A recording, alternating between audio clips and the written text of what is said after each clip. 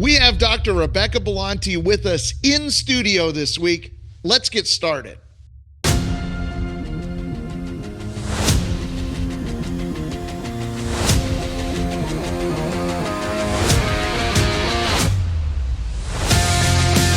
From the front lines of violence prevention, digging into the details that matter. Get ready for a 15-minute fast-paced information download that will prepare you to ask the critical question. When disaster strikes, are we good?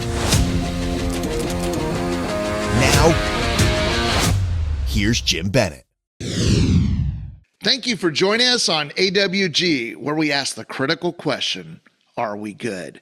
This being our first episode, we're going to give you a little bit of an insight of how the show is going to be laid out each week. This is a fast-paced format. It's about 15 minutes long, and we're going to dive into the conversation of violence prevention. What we're going to talk about is really relevant to most every level of the organization, from the CEO or the top level of the organization to those that are actively engaged every day in violence prevention.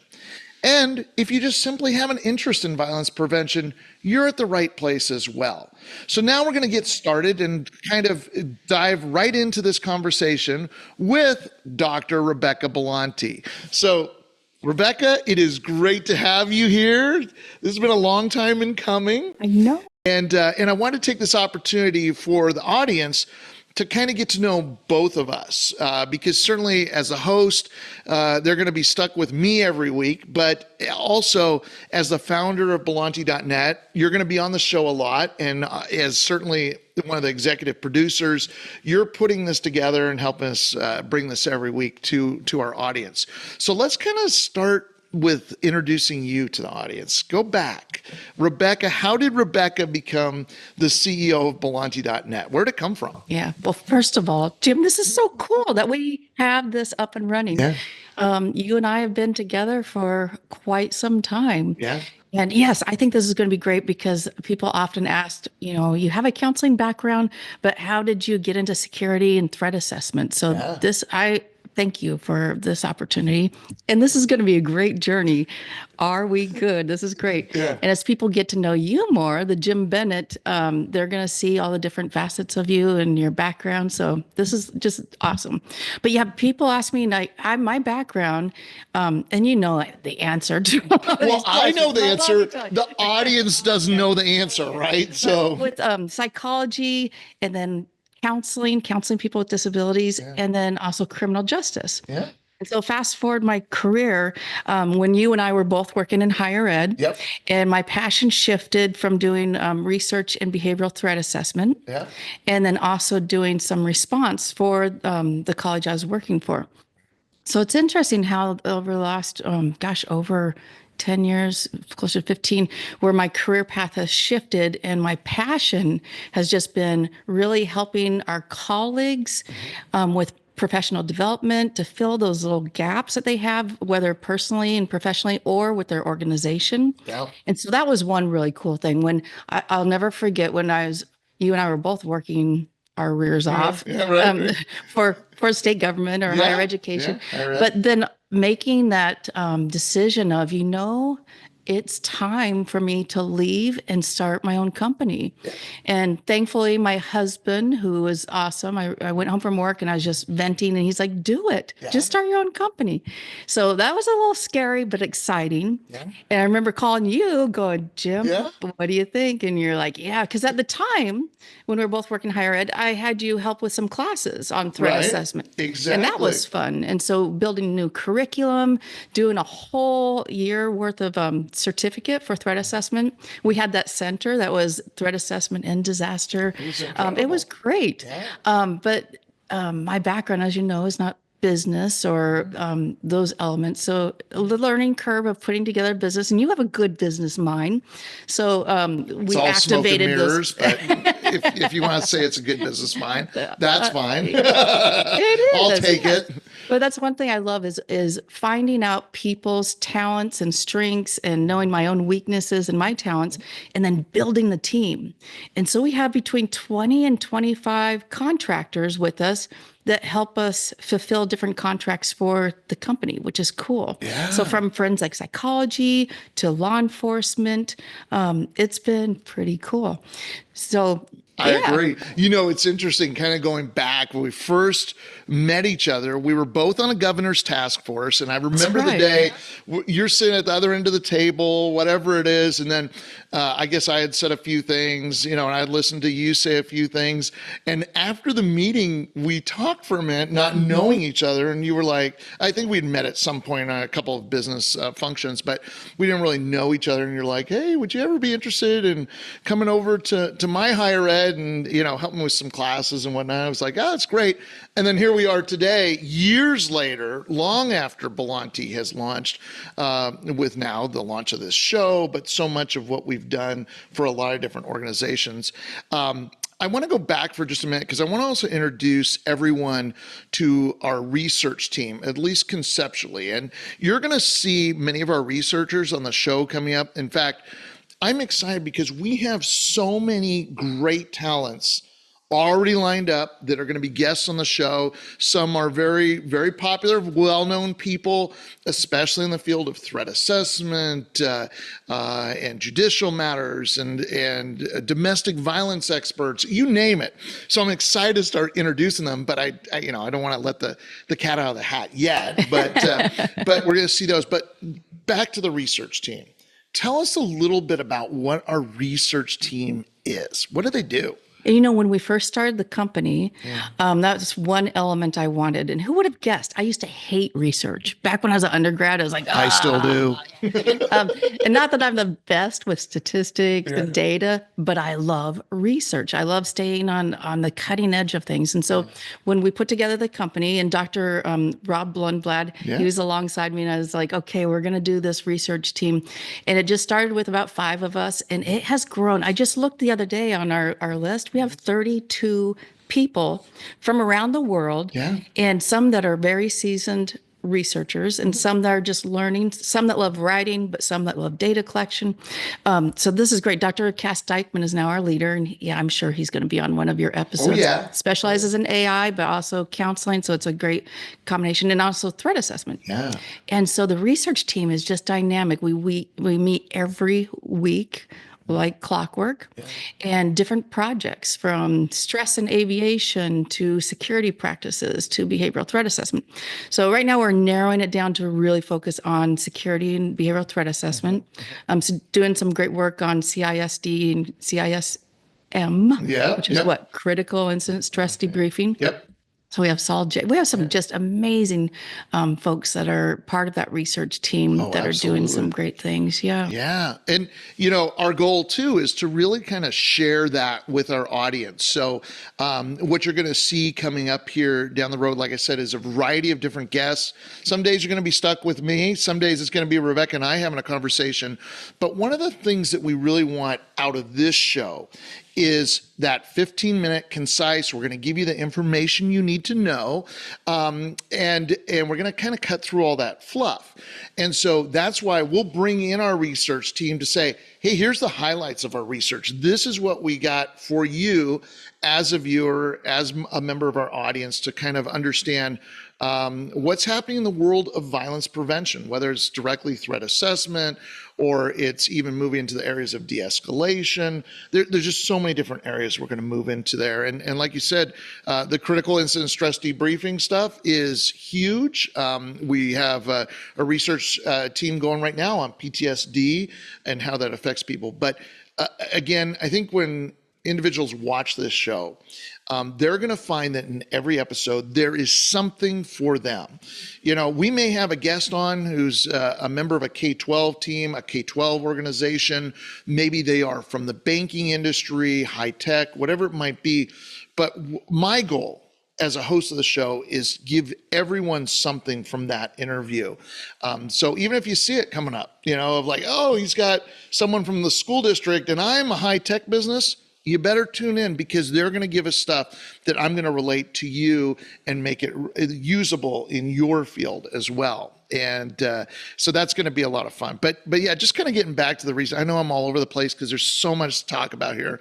There's so much to unwrap kind of in our history of building this business, but also kind of understanding what it is we do. Because if you are very familiar with threat assessment, you're a practitioner, you're on a team, you know what we're talking about.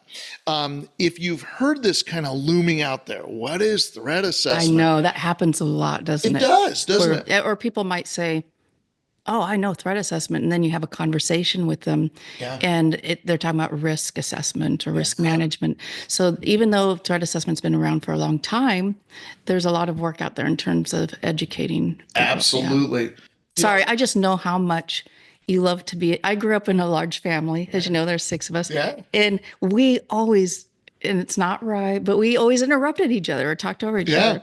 So I know how much you love. I love to talk, you know. And you don't like it when I interrupt you. Well, it's funny. You're right. I don't. Let's be honest here. Because that's kind of the funny thing. When Rebecca and I first started teaching together, it was a new experience for each of us. Now, certainly we've had throughout our careers times where we have co-taught with other people.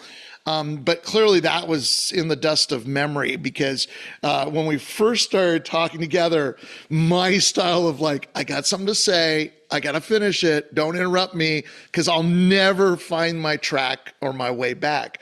And what's the first thing that happened? Like, you start talking, but yet everything you were saying was great. But I was like, okay, now I've totally forgotten. Oh, it just drove you nuts. And I bet a lot of you who co-present with people, you just get to know their lit trainings. But it was kind of funny because I'm like, well, why aren't you doing that? That's what you're supposed to do. Interrupt. And you're like, no. Right, exactly.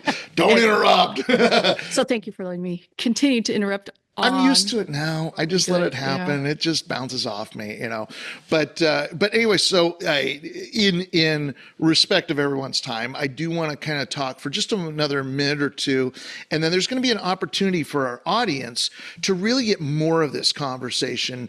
And this is going to be a part of every week's show. That in every week's show, there is going to be part 2.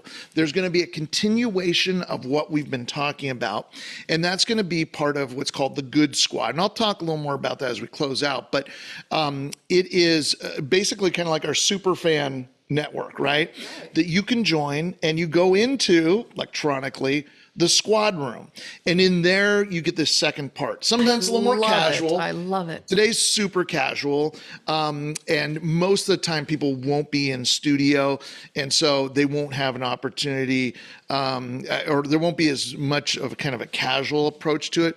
But as you can tell, I like to be fun and have a good time. So it'll be lighthearted, but it will get you what you need. And so, Jim, these first, I interrupted. Go ahead. I'll stop. These first ones are, which I love, they're boiled down to just the 15 minutes, which people appreciate because time. But then there's some people we hear that say, I'm driving for a while or I'm working out and I want to hear more information. So what a great idea. It's going to be awesome. So 15 minutes. And then when they go into the squad room, they get an extended version of the conversation. That's exactly it. I love and there's other perks and things like that. And we have in the plans also to have opportunities for you, if you are a member of the Good Squad, to go in there and actually have conversations as well with some of our experts and professionals. So we'll be letting you know, hey, coming up on Thursday, we have so-and-so for an hour-long open forum. And then you can dive in there and say, hey, I just have a question. I'm super interested on leadership, and I know your guest in the squad today is talking about leadership. That's your opportunity to ask it and get those questions answered at no additional cost. You know, you get this expert there for you. So I do want you to keep that in mind. You know, today is certainly, like I said, a very informal, because we want you to kind of get to know our personalities, who we are, because you're going to see us a lot, and kind of really understand where the show is coming from. And it grows because of you. And I mean that. The more you share, obviously, the bigger the audience. And that does sound sort of self-serving, but it is also serving you, because the larger we get, the different type of guests we are attracting. And we also get to get a better read on what people want, because I want to be sure we're delivering that every single week. So wouldn't it be cool to at some point, we haven't even talked about this, so you might go, oh my gosh, Rebecca. No, but the sense of community that people want, right? Yeah. And so if they're part of this good squad, then when we go to other conferences or events, we could actually get together and host like a network opportunity. 'Cause Absolutely. especially during the pandemic, we heard that feedback when people were taking our online remote classes. Right. The picture at the end, that people actually celebrated and said, it feels so good just to be with the community. Yeah. Anyway, that would be kind of fun, huh? Totally fun. Yeah. So anyways, We have fun together. We do have fun Yeah, together. yeah. And these shows are going to be kind of a mirror of that. As we bring in the different individuals and we share with you what Bolante can provide. This is not some big sales thing of like, okay, now we've done this, but we want you to be aware of the services we provide. I think one of the cool things from our organization is we customize. So if you are listening to a show and you walk away going, that sounds cool, but I wish they could do this, that, and that for our organization, let us know, because we might be able to fit it in there. I love that because, Yeah. you can just do a standard training and then plug and play. But that has been so much fun to customize curriculum and then find out from the client.